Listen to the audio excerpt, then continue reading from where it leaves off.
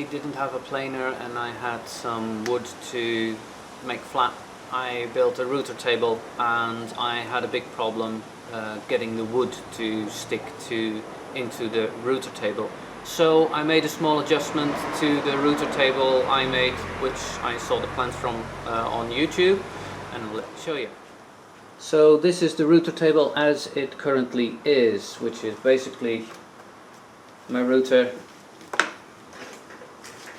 a small bridge to cross over the wood, and what I made is a sub-block inside the table, which the bridge goes through here, which fits the wood and which I can casually and very slowly put the glue in so that it stays steady within. I had a big problem to put the glue on the back side of the wood, then flip it over, then press it down. If it didn't do it fast enough, then the glue just wouldn't stick. And this way, with an inside block which I routed down slightly so that there was a basic fit, it's much easier to keep the wood down.